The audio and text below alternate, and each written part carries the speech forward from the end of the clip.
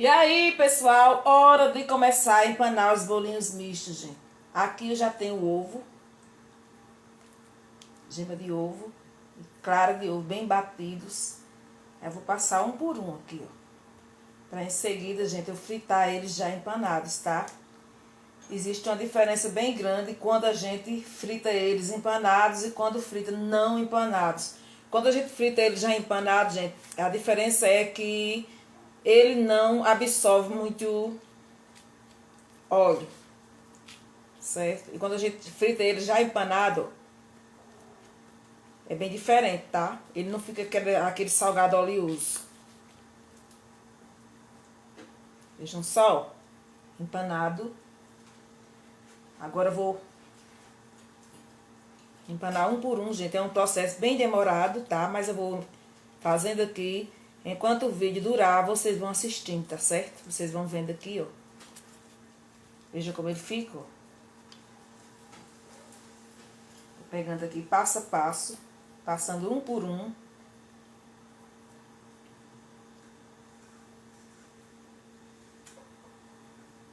E aí, pessoal, quem de vocês já comeu esse salgado? Se comeu, gostou ou não?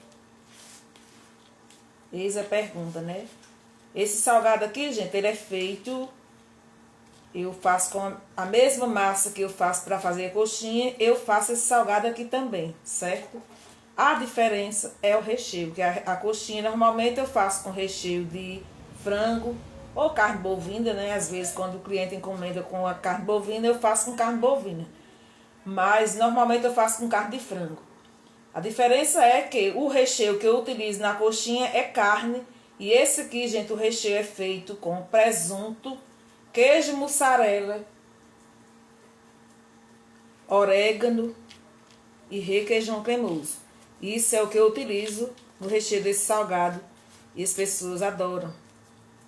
Vejam só que maravilha, ó. Ele fica empanadinho assim, ó.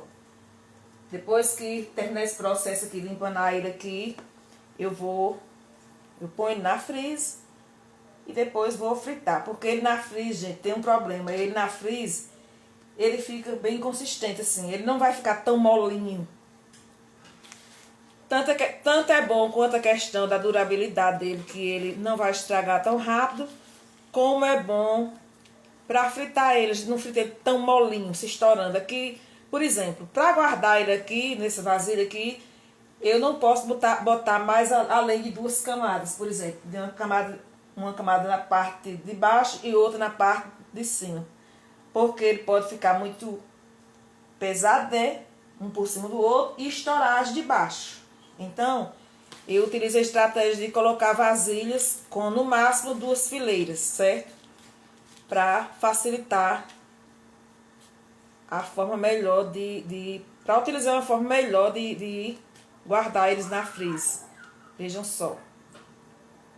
Esse salgado é bem gostoso, tá, gente? As pessoas gostam que só, graças a Deus.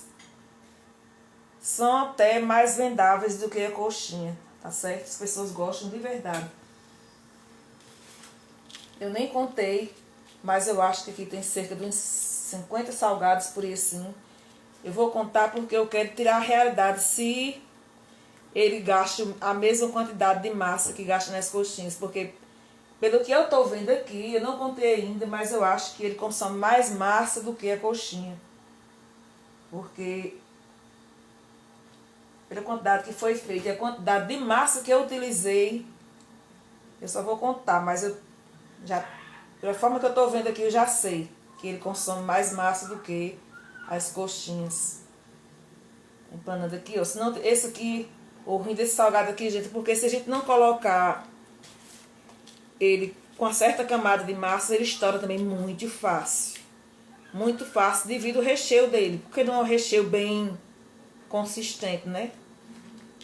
Quem já fez em casa sabe que não é a mesma coisa. Então, tem que ter um certo cuidado quando for fazer, pra não estar perdendo aí seu salgado, gente. Porque depois de feito, ó, qualquer vacilo aqui dá tudo errado, tá certo?